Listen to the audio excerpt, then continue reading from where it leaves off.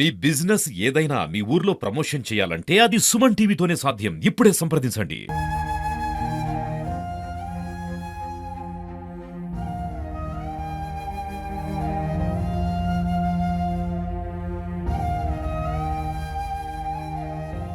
పూర రాకేష్ నంబాల కేశవరావుకు కంప్యూటర్ ఆపరేటర్గా పనిచేసేవారని ఆ ఎన్కౌంటర్లో చనిపోయారు. దాదాపు 27 మంది మావోయిస్టులు మృతి చెందడంతో ఇప్పటి వరకు 6 రోజుల నుంచి కూడా చాలా వరకు మృతదేహాలను ఎవరికి కూడా హ్యాండ్ ఓవర్ చేయలేదు. అందులో చింతగట్టు ప్రాంతానికి చెందిన రాకేష్ మృతదేహం ఒకటి.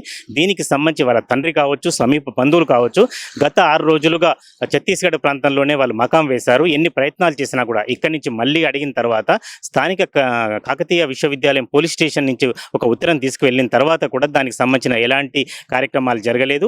6 రోజులుగా కుటుంబ సభ్యులు కావచ్చు, బంధువులు కావచ్చు, వాళ్ళ ఇంటి వాళ్ళంతా కూడా కన్నీరు మున్నీరుగా విలపిస్తున్నారు. దీనికి సంబంధించి ప్రధానంగా వారి బాధ వర్ణాతీతం. ఎందుకంటే అటు ఎన్కౌంటర్ అయిన కొడుకు, దానితో పాటు కనీసం మృతదేహం కూడా ఇప్పటికి లభించలేదు. దీనికి సంబంధించి అంత్యక్రియలు పూర్తి చేద్దామన్నా కూడా ఎటు పాల్పోని పరిస్థితి. అటు బంధువులు ఛత్తీస్గఢ్ ప్రాంతంలో ఉన్నారు. వాళ్ళ తండ్రికి 6 రోజుల నుంచి కూడా అటు కొడుకు పరిస్థితి చూసి తన ఆరోగ్యాన్ని కూడా చెడగొట్టుకున్నాడు. అదొక రకమైన పరిస్థితి.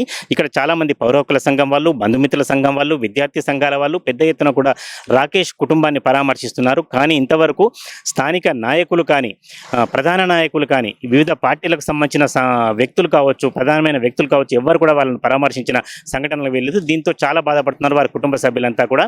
ఎట్లాగైనా రాకేష్ మృతదేహాన్ని, కనీసం మాకు మృతదేహాన్ని హ్యాండ్ ఓవర్ చేస్తే సరిపోతుంది, మేము మాదైన ఆచారం ప్రకారం అంత్యక్రియలు నిర్వహించుకుంటామని వాళ్ళు చెప్తున్నారు. ఒకసారి వారిని అడిగే ప్రయత్నం చేద్దాం, వారిని పలకరించే ప్రయత్నం చేద్దాం. ఇప్పుడు నా కొడుకును వారం రోజుల కాంచి ఇస్తామని అసలు ఇచ్చుడు లేదు.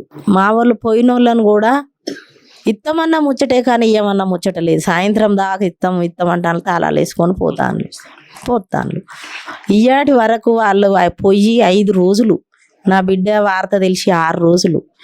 6 రోజుల కాంచి పోయిన తండ్రిని, మేనమామని కూడా ఆ శవం ముఖం కూడా చూడనీయకుండా వాళ్ళను ఆ బయట కూడా ఉండనీయకుండా ఎల్లగొట్టని పరిస్థితి ఉన్నది అక్కడ. మరి నా బిడ్డను బొక్కలైనా ఇచ్చినా కూడా నేను దానం చేసుకుంటా, నా ఒళ్ళకి చేరుకుని నేను 9 నెలలు మోసి, కానీ తినబెట్టుకొని, నేను నడక నేర్పుకొని, నేను సంకలెత్తుకొని, నేను కింద దించుతేనే నా కొడుకు ఏడుస్తాడని సంకకు మోసుకున్నా. ఆ తల్లికి ఇంత బొక్కలు ఇచ్చినా నేను నా పద్ధతి ప్రకారం ఇక్కడ నేను దానం చేసుకుంటా అని నేను కోరుకుంటున్నా. ఆ సెంటర్ గవర్నమెంట్కే కానీ, ఇక్కడి గవర్నమెంట్కే కానీ నేను అందరికీ నేను చెప్తాను, జరా మీ బిడ్డలను కూడా అట్లనే ఉంటారు కదా, మీరు కూడా ఒక తల్లి కన్నా పిల్లలే కదా, మీ తల్లి కూడా ఇట్లనే ఉంటుందా, మిమ్మల్ని చూడకుండా చచ్చినా కూడా ముఖం చూడకుండా ఉంటుందా?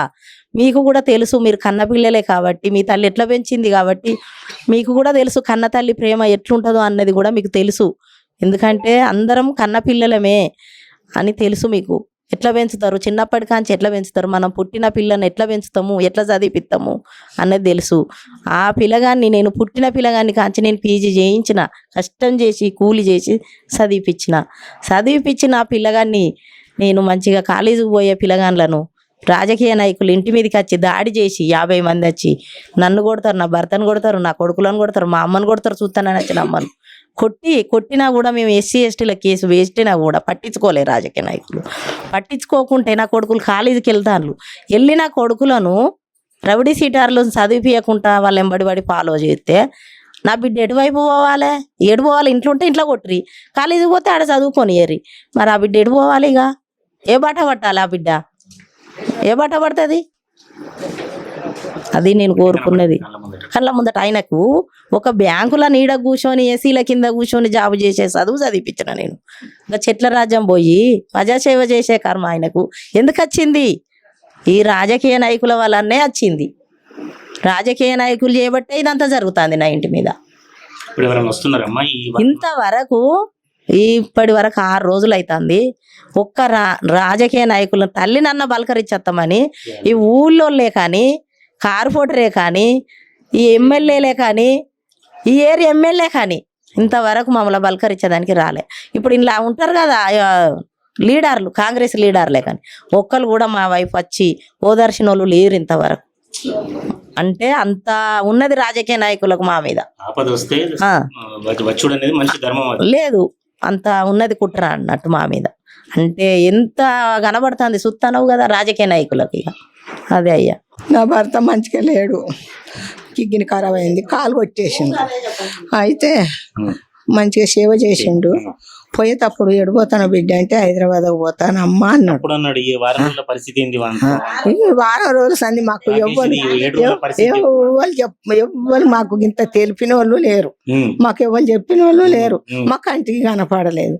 మేము తెలిసిన కాంచి ఈ ఫోటోలల్లా ఇంట్లో చూసుకుంటూనే ఓరుతాను. మాకు ఏది జిక్కిరి తెలియలే. మాకు పోయిన కాంచి మాకు మనిషి కనపడలే, మాకు ఏ లెటర్ రాలే. నాయన నా మనవాడు బొక్కలు పంపారు, మేము దానం చేసుకుంటాం. మా చిన్న బిడ్డ కొడుకు, నా బిడ్డ 16 చదివించింది. కట్టం చేసి నాగలు తండి బురదమాదిని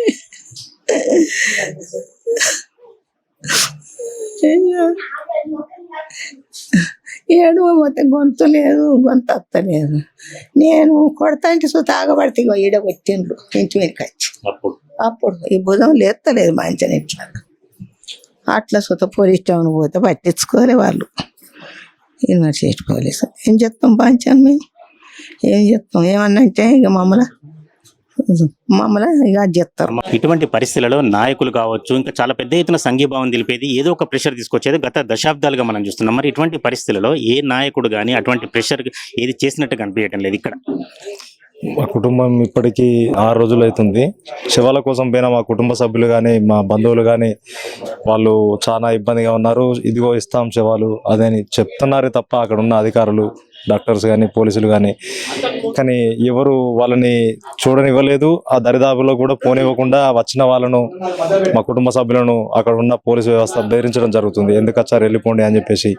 ఇక్కడ కనీసం చెట్టు కిందనో ఎక్కడైనా నిల్చున్నా కూడా వాళ్ళ వెంట పోలీసు వాళ్ళు ఉండడమే, వెంట కూడా కనీసం వాళ్ళు ఎలాంటి చర్య లేకుండా కూడా ఈ ప్రభుత్వం ఆదివాసులను చంపేసి ఇటు బూటకు ఎన్కౌంటర్లు చేసి అక్కడ మిగతా వాళ్ళ శవాలను చేసి 5 శవాలను ఆపేసి కనీసం చూడనివ్వకుండా ఆ శవాలను పురుగు పట్టే స్థితిలోకి చేర్చి గాయాలను బూటకపు ఎన్కౌంటర్ చనిపోయి ఆ గాయాలు మానే కొద్దీ ఆ శవాలను దుర్వాసన వస్తుంటే చెట్ల కింద పడేసి కనీసం కుటుంబ సభ్యులకు ఇవ్వకుండా ఇంత ఇబ్బందిగా పెడుతున్నారు మమ్మల్ని.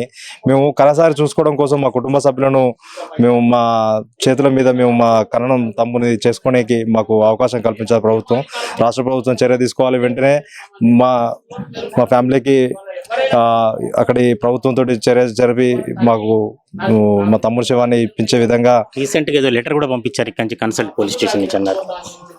అక్కడ ఉన్న పోలీసు వాళ్ళు ఈ స్టేషన్ నుంచి మాకు అక్కడ కేసు ఇవ్వాలి, కేసు నుంచి స్టేషన్ నుంచి మాకు పిటిషన్ అక్కడి నుంచి తీసుకురావాలి అని చెప్పేసి అక్కడ పోలీసు వాళ్ళు అడగడం జరిగింది.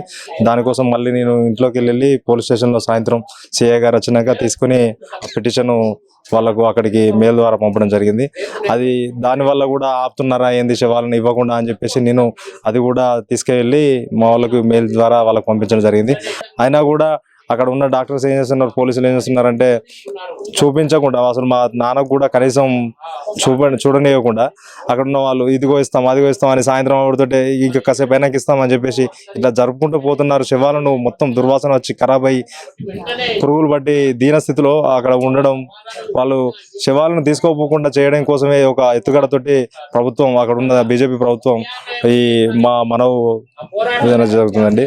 ఆ ప్రాంతానికి వెళ్ళిన మీ ఫాదర్ కానీ అక్కడ వాళ్ళు ఏమంటున్నారు ఇప్పుడు మీ వాళ్ళు ఇక ఇచ్చే స్థితిలో లేరు కదా, మేము ఏం చేయాలి అని చెప్పేసి వాళ్ళు ఇక వచ్చే ప్రయత్నం చేయాలనుకుంటున్నారండి.